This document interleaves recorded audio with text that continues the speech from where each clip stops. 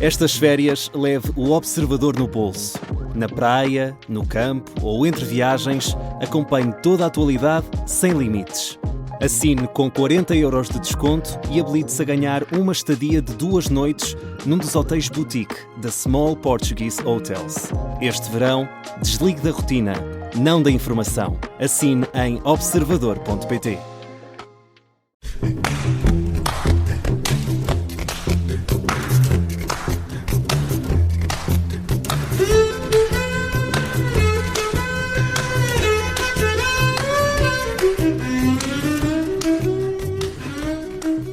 Boa tarde, bem-vindos a mais uma edição do programa Porque Sim Não É Resposta, com o psicólogo Eduardo Sá.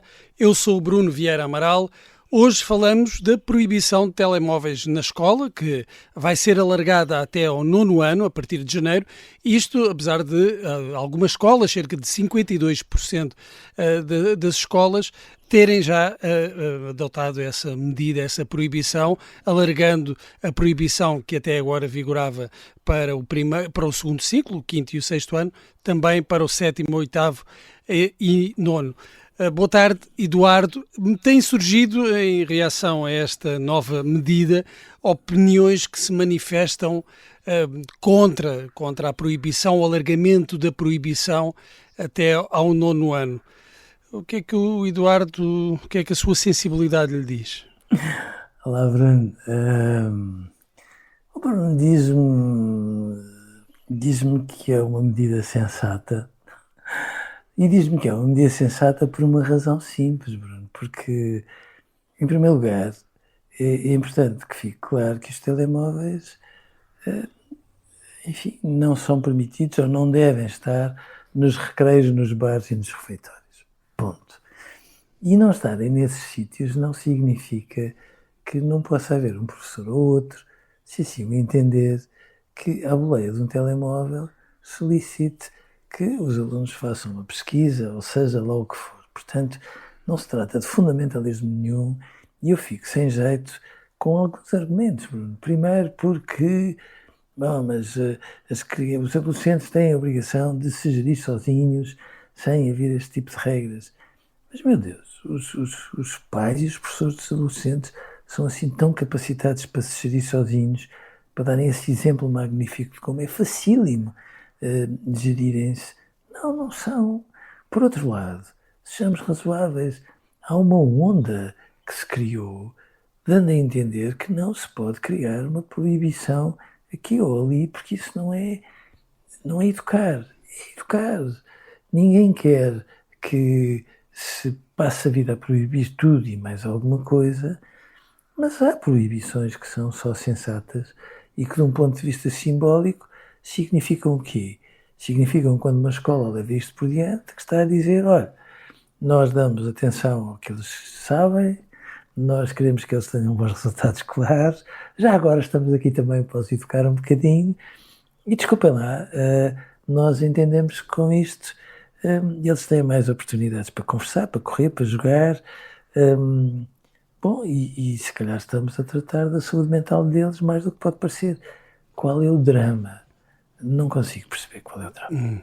É que o estatuto do telemóvel hoje, dos smartphones, é quase como uma extensão da personalidade, e de uma personalidade que, no caso dos adolescentes, se está a formar. E há quem tenha a ideia de que, ao se privar o adolescente desse instrumento, no fundo o que se está é limitar a expressão da sua personalidade. Pusemos os telemóveis e os smartphones e todos esses gadgets uma espécie de pedestal. Eu acho que sim, até porque, sejamos razoáveis, a personalidade dos nossos filhos ganha quanto mais versátil for. Quanto mais eles são capazes de consultar o que acabam por consultar numa rede social, mesmo de forma inadvertida, e ao mesmo tempo quando são capazes de ter competências para estarem uns com os outros a falar de tudo e de nada ao mesmo tempo. E, portanto, esta ideia de que, no fundo, nós estamos a privá-los da sua liberdade não é razoável. E já agora, vamos lá mais longe.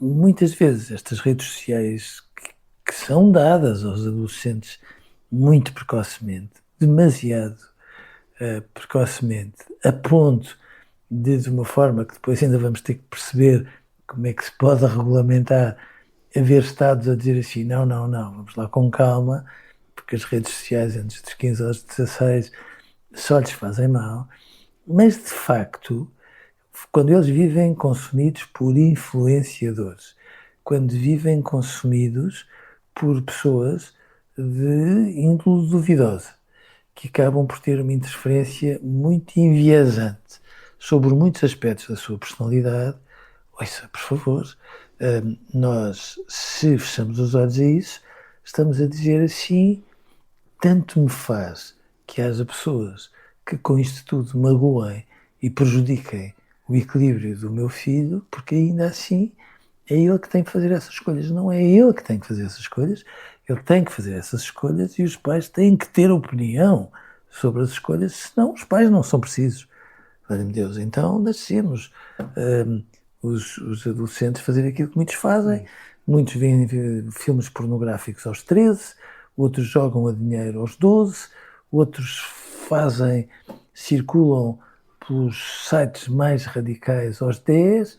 Pronto, fechemos os olhos e faz de conta que não se passa nada e pronto, e não podemos fazer isso, como é óbvio. A aplicação desta medida, Eduardo, da proibição, o alargamento da proibição dos telemóveis até ao 9º ano, torna-se mais difícil se não houver uma cooperação, uma colaboração das famílias. Eu há dias ouvia o presidente da Associação Nacional de Agrupamentos e Escolas Públicas a dizer que isto é apenas uma parte, porque é necessário, de facto, que as famílias também tenham regras, também colaborem, e nós sabemos que, em alguns casos, há uma grande discrepância, por exemplo, entre estas regras e aquilo que é o comportamento quando se está no espaço doméstico. Sim, é verdade. É verdade que sim, mas sejamos razoáveis também. A educação ambiental começou dentro da escola e despassou da escola para as famílias. Os pais, se calhar, antes deitavam um papel ao lixo ou pegavam um cigarro e deixavam-no na via pública, e foi com a educação ambiental que a escola trouxe para as famílias que, de facto, muitas das atitudes das famílias em relação ao ambiente foram mudando. E, portanto, sejamos razoáveis. A escola não tem que ter milimetricamente as mesmas opiniões em relação aos pais.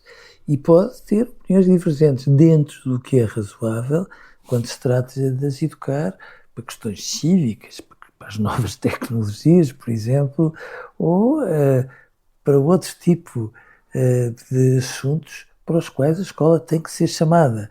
Que isso provoque conflitos, vai provocar. Agora, há uma questão que é importante. Ao contrário daquilo que muita gente imaginava, não houve levantamentos de rancho quando as escolas começaram a proibir os telemóveis nos espaços comuns. Não houve levantamentos de rancho. E mais, houve muitas escolas de forma surpreendente a dizer assim, será coincidência ou os episódios de bullying caíram verticalmente? E houve pelo menos um estudo sobre o impacto dessa medida que revelou isso mesmo, a diminuição dos casos de indisciplina. Claro.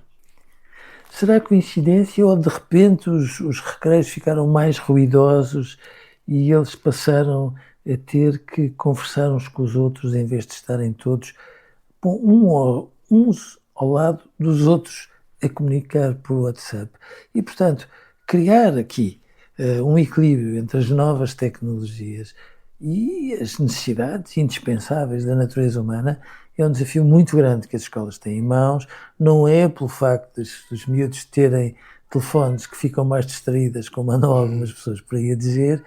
Bom, elas estão distraídas porque têm imensas aulas, poucos recreios, uma exigência tremenda, vivem numa agitação, não têm atividade física e outros tipos de coisas e, portanto, as novas tecnologias são mais um aspecto de toda esta agitação, sendo certo que muitas vezes as novas tecnologias funcionam como uma espécie de mata-borrão para toda a agitação e distração que as outras coisas lhes dão, mas não vale a pena irmos por aí. Ninguém quer, de certeza absoluta, a escola muito menos, que as novas tecnologias não participem no processo de aprendizagem. Ninguém quer. Agora, há uma tentação demagógica nisto tudo que eu não entendo.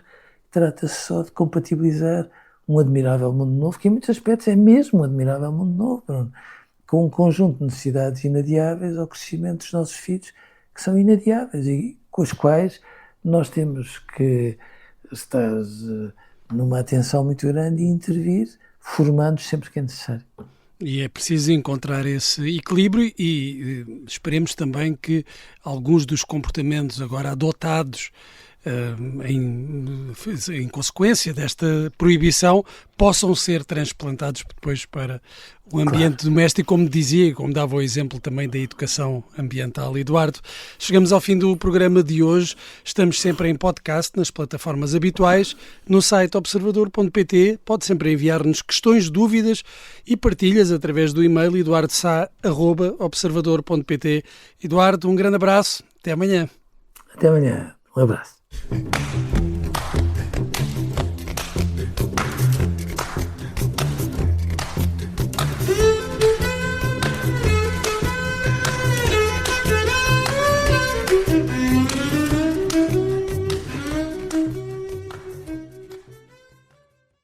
Este programa tem o apoio de BetClick.